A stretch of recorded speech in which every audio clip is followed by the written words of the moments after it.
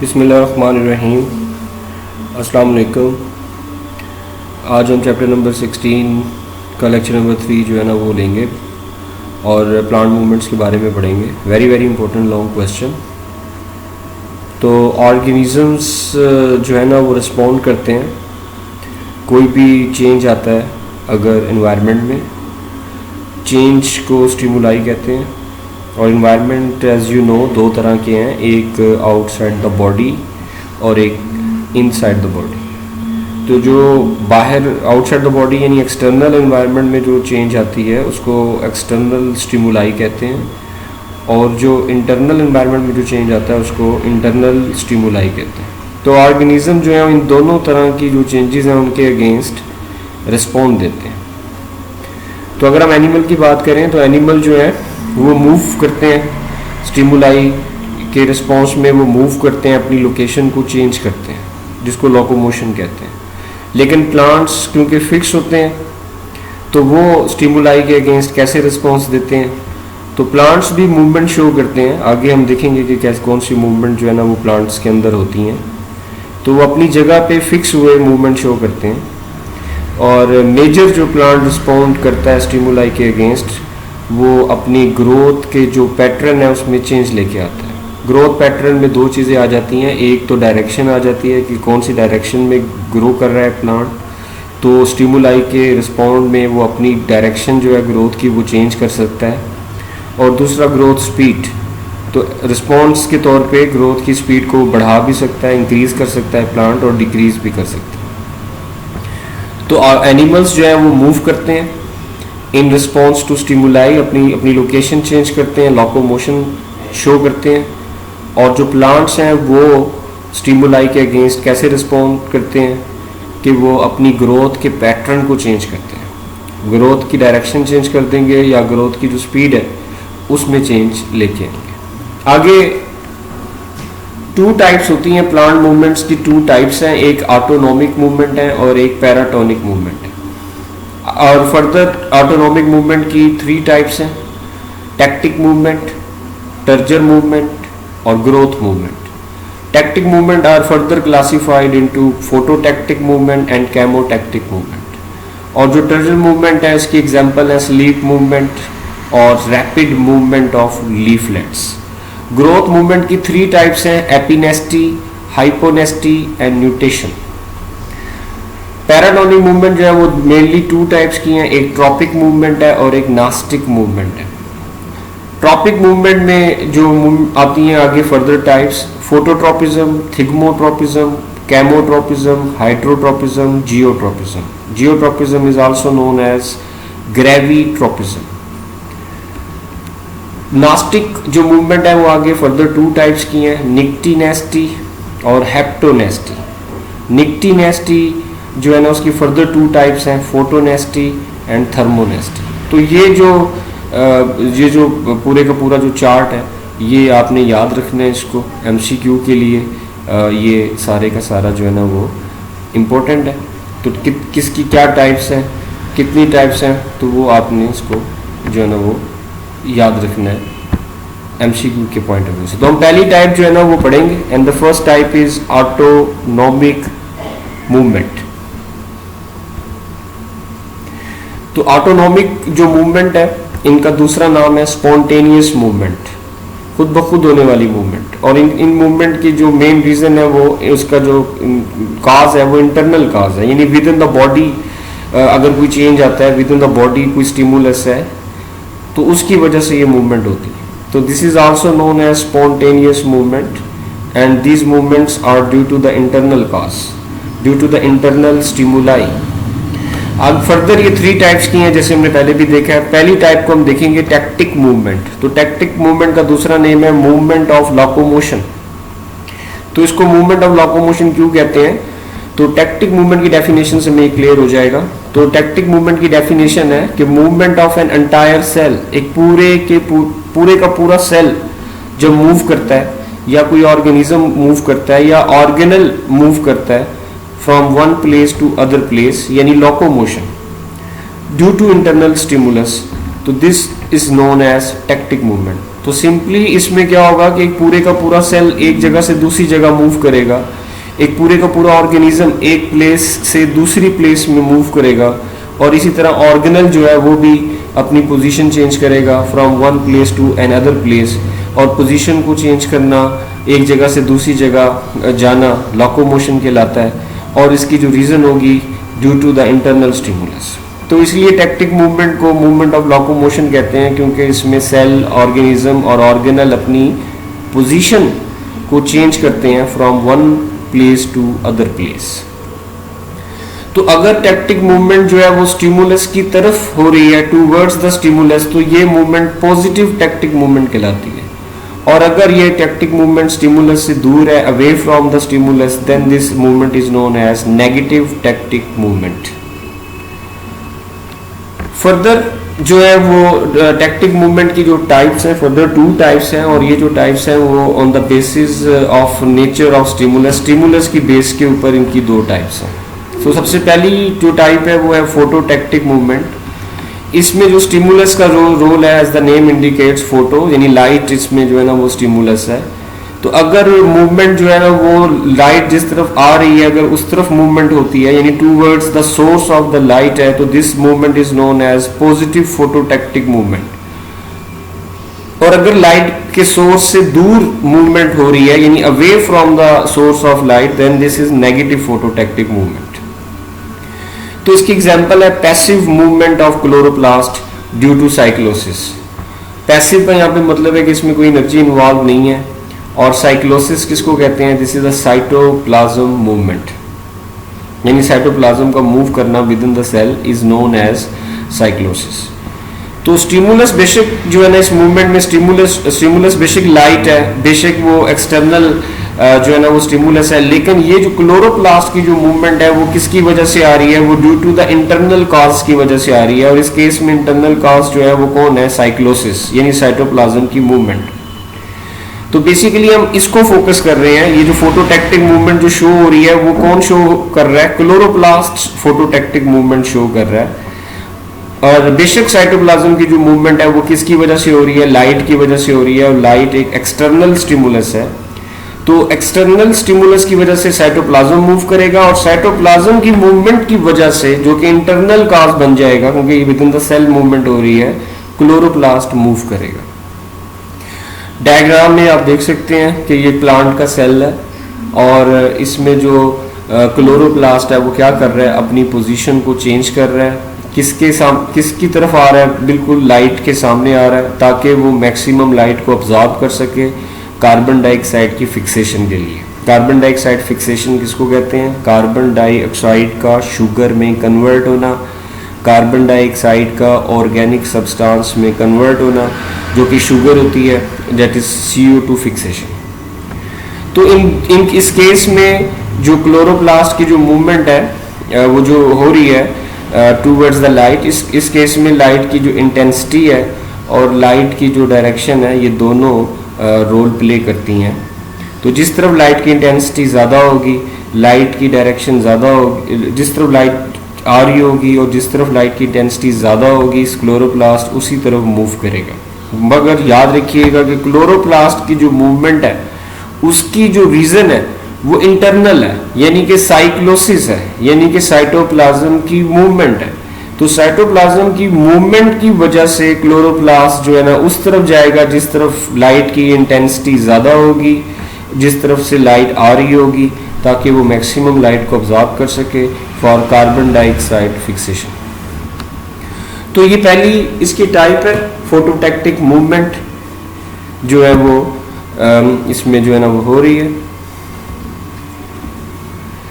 Second जो इसकी type है वो है केमोटैक्टिक मूवमेंट। तो इसमें as the name indicates stimulus का जो रोल प्ले कर रहा है वो केमिकल है, और ये मूवमेंट किस में पाई जाती है? फर्न्स में, मोसिस में, लिवरवर्ट्स में। तो फर्स्ट ईयर में आपने चैप्टर नंबर 9 में इनके नाम जो है ना वो पढ़े थे। ये प्लांट्स हैं सारे के सारे, फर्न, मोसिस एंड लिवरवर्ट। तो ये इनका एंथ्रीडियम है। एंथ्रीडियम एक मेल रिप्रोडक्टिव पार्ट है, और this is archegonia. Archegonia is the female reproductive part. तो ये आर्किगोनिया के अंदर एग है, एग जो है ना वो केमिकल रिलीज करता है, this chemical is known as nucleic acid, और उस केमिकल के रिस्पॉन्स में जो स्पर्म्स हैं वो मूव करते हैं टूवर्ड्स द एग। तो इसमें once again nucleic acid is internally released by egg, यानी ये भी जो है ना वो इंटरनल काज है, ये जो केमिकल रिलीज हो रहा है ये इंटरनली रिलीज हो रहा है, और egg is present inside the organism, inside the plant. तो इसकी रीजन भी इंटरनल रीजन है, इंटरनल काज है, इंटरनल स्टिमुलस है, जिसके रिस्पॉन्स में एक स्पर्म क्या है, एक सेल है, तो एक पूरे का पूरा सेल जो है ना वो एक जगह से दूसरी जगह मूव कर रहा है, तो दैट इज केमोटैक्टिक मूवमेंट। तो ये पहली मूवमेंट है टैक्टिक मूवमेंट, जिसकी दो टाइप्स हैं, फोटोटैक्टिक एंड केमोटैक्टिक। द सेकंड जो ऑटोनॉमिक मूवमेंट की टाइप है दैट इज टर्जर मूवमेंट, तो इसको जरा ध्यान से आपने समझना है। तो टर्जर मूवमेंट में क्या होता है, ये वो मूवमेंट होती हैं जो किसकी वजह से आती हैं, चेंजेस की वजह से, मुख्तलिफ चेंजेस आती हैं, डिफरेंट चेंजेस आती हैं टर्जर में, और जब टर्जिडिटी में चेंज आता है तो उसकी वजह से जो सेल का जो साइज है वो भी चेंज होता है। और ये जो टर्जिडिटी में जो चेंज आ रहा है और जो सेल के साइज में जो चेंज आ रहा है वो किसकी वजह से आ रहा है, ड्यू टू द गेन और लॉस ऑफ वाटर। अगर सेल वाटर को गेन करता है तो सेल का साइज बड़ा हो जाएगा, उसमें टर्जिडिटी बढ़ जाएगी, इंक्रीज हो जाएगी। और अगर सेल्स जो है वो वाटर को लूज करता है तो सेल का जो साइज है वो स्मॉल हो जाएगा, शॉर्ट हो जाएगा, और टर्जिडिटी भी चेंज हो जाएगी, कम हो जाएगी। तो ड्यू टू द गेन और लॉस ऑफ वाटर, जो सेल के साइज में और टर्जिडिटी में जो चेंजेस आती हैं उसकी वजह से जो प्लांट के अंदर मूवमेंट प्रोड्यूस होती है उसको हम टर्जर मूवमेंट कहते हैं। इसकी दो एग्जाम्पल है, पहली इसकी एग्जाम्पल है स्लीप मूवमेंट्स। तो इसमें आप देखेंगे कि ये मूवमेंट्स जो है वो टर्जिडिटी में और सेल्स के साइज में चेंज आने की वजह से होती है। तो ये मूवमेंट कौन से प्लांट्स में होती हैं, bean plants and some members of legume family. तो ये आप लोगों ने इनके नाम पहले भी सुने हुए हैं। इनके जो सीड्स हैं, इन प्लांट्स के जो सीड्स हैं वो पोड में क्लोज होते हैं, पोड फली को कहते हैं उर्दू में। तो इनकी एग्जांपल पीनट है, उसके अलावा जो है ना मटर जो है वो भी एक लेग्यूम प्लांट है। तो इनके अंदर स्लीप मूवमेंट जो है वो बीन प्लांट्स में और सब मेंबर्स ऑफ लेग्यूम फैमिली के अंदर जो है ना ये स्लीप मूवमेंट्स होती हैं। तो इसमें किसको कहते हैं स्लीप मूवमेंट्स, इसमें जो प्लांट्स हैं वो क्या करते हैं, वो अपने लीव्स को नीचे कर लेते हैं, जैसे कि डायग्राम में भी आपको नजर आ रहा होगा कि प्लांट ने अपने लीव्स को नीचे कर लिया है, लो कर लिया है इन द इवनिंग, और मॉर्निंग में ये दोबारा अपने लीव्स को रेज कर लेते हैं, उठा लेते हैं, हॉरिजेंटल पोजीशन में ले आते हैं मॉर्निंग में।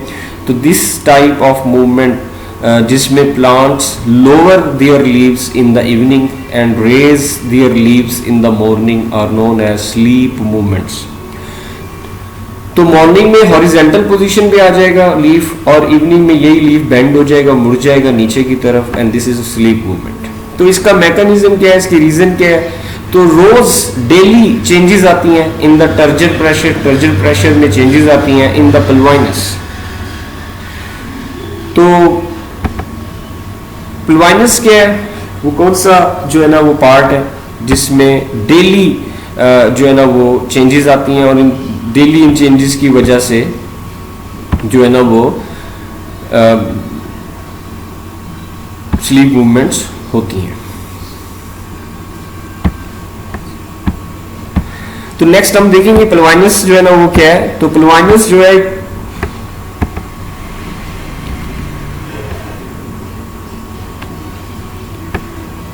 दिस इज अ प्लांट, ये प्लांट है, और इसमें आप देख सकते हो कि जहां लीफ स्टेम के साथ अटैच हो रहा है, eight the place of attachment of leaf with the shoot, तो जहाँ पे जो लीफ है जहाँ वो स्टेम के साथ अटैच हो रहा है वहाँ पे आपको ये एक स्वोलन पोर्शन नज़र आ रहा है। This swollen portion is known as पल्वाइनस।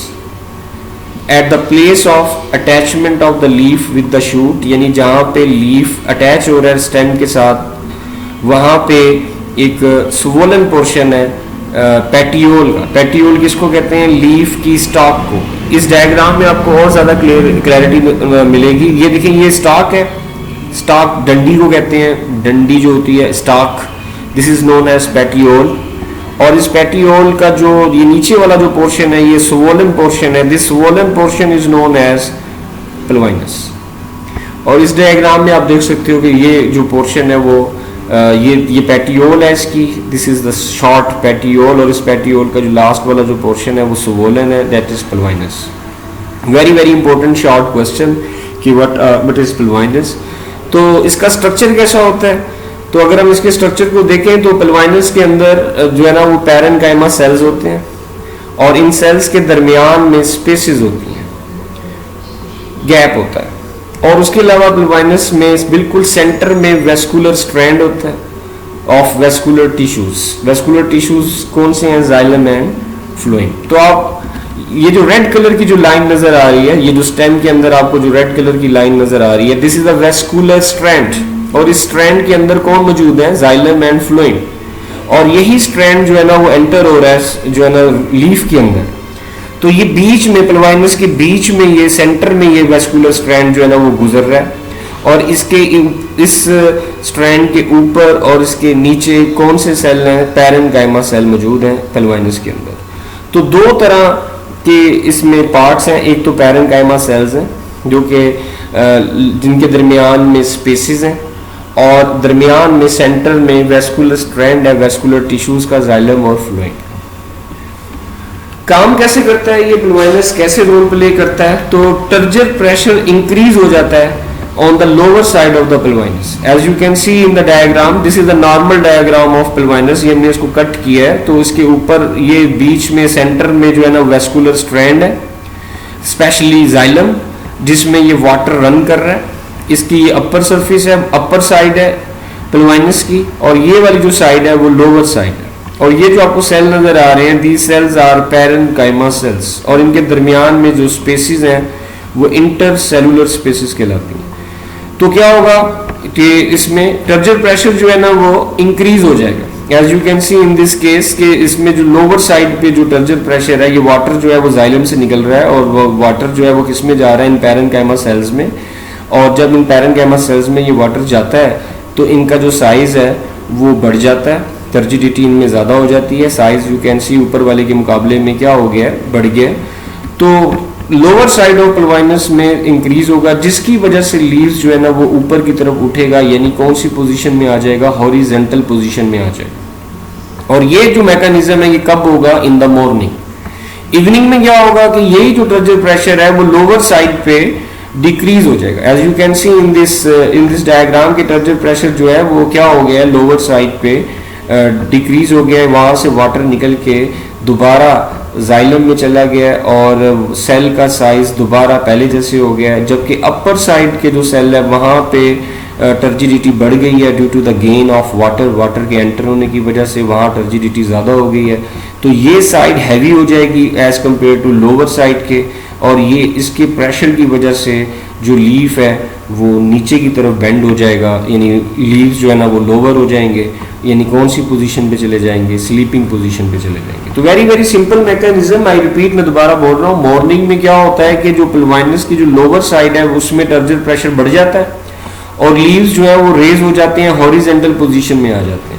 और इवनिंग में ऑपोजिट होगा, लोअर साइड का जो है ना वो टर्जर प्रेशर लोअर साइड पे कम हो जाएगा, अपर साइड पे ज़्यादा हो जाएगा। तो लोअर साइड पे टर्जर प्रेशर कम हो जाने की वजह से इवनिंग में लीव्स क्या करेंगे? नीचे की तरफ मुड़ जाएंगे, यानी कि कौन सी पोजीशन में आ जाएंगे? स्लीपिंग पोजीशन पे आ जाएंगे। तो आई रिपीट, मैं दोबारा बोल रहा हूँ, दोबारा देखें इसको। Very very important short question. Pulvinus क्या होता है? प्लवाइनस जो है वो एक जो है ना सबसे पहले कहाँ मौजूद होता है? जहाँ पे लीफ शूट के साथ, स्टेम के साथ जहाँ अटैच हो रही है उस जगह पे प्लवाइनस मौजूद है।